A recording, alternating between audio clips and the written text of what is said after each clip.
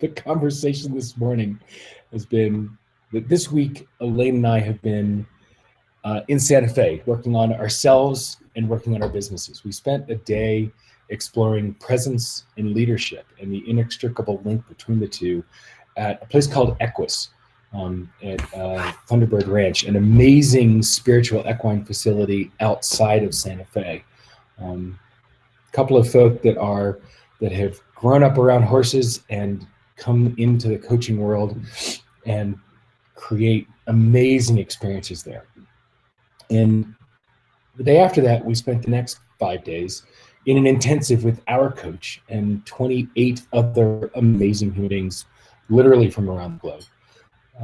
And yet, with all the work done in community, with all of that work that we do in community, this quote still rings incredibly true, right? That self-sufficiency is the greatest of all wealth.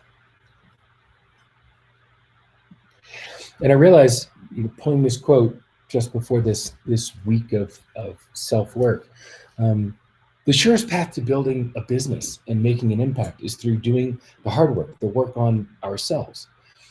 And yet we're wired for community as the human animals that we are.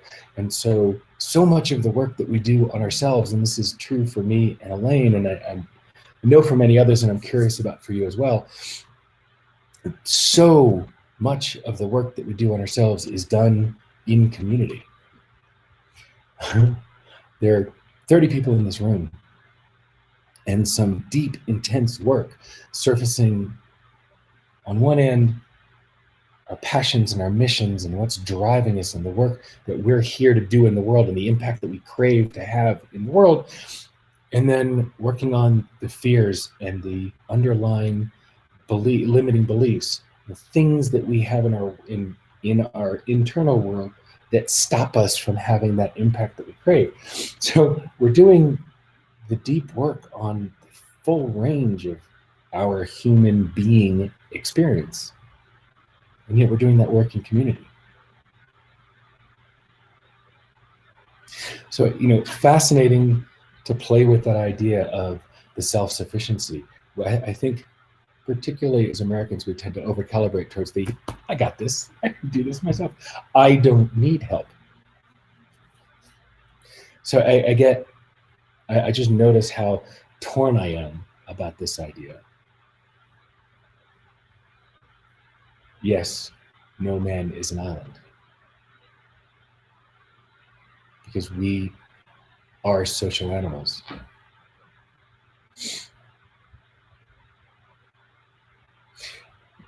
And yet, being able to rely upon one's self, one's own strength, one's own power, one's own capacity and capability to move forward, to move through this world successfully. I do feel like, I get what Epicurus is saying, that it is the greatest of all wealth, because no matter what else happens around you, you have that asset, you have that foundation. You are not reliant upon others. But is there ever a time as a human, as a social animal, that we're not reliant upon others? We can't truly thrive on our own. Physiologically, there's a limit to how long we can be without community, to be without connection. Self-sufficiency is the greatest of all wealth.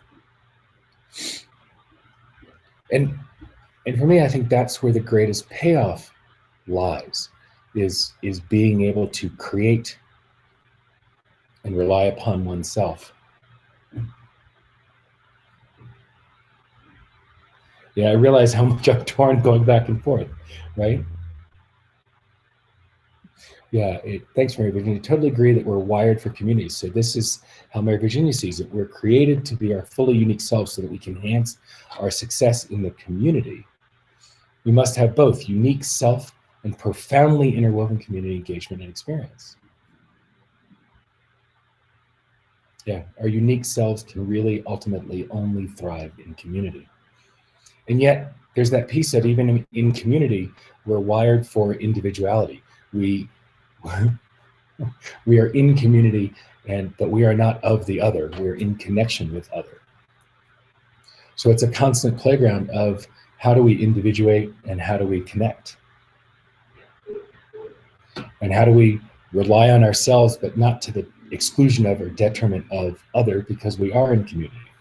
So I think there's a lot to play with this. My brain is still trying to process this whole week of learning. Elaine and I are spending one more day here in Santa Fe, so we have a chance to, sort of integrate or begin to integrate some of what we've done, what we've gone through. Yeah, and Ian, thank you for bringing up the NCRW. It for me, it's this innate sense of enoughness. The NCRW, the naturally creative, resourceful, and whole, an extension of Adler's theories and taking into coactive coaching, that the naturally creative, resourceful, and whole.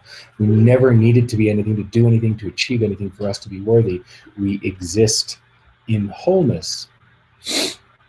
And in our broken moments, we endeavor to move back to wholeness. It's very different than Freud's, if I oversimplify it, Freud's idea that all humans are broken and we move through the world trying to become whole, whereas Adler held us as whole.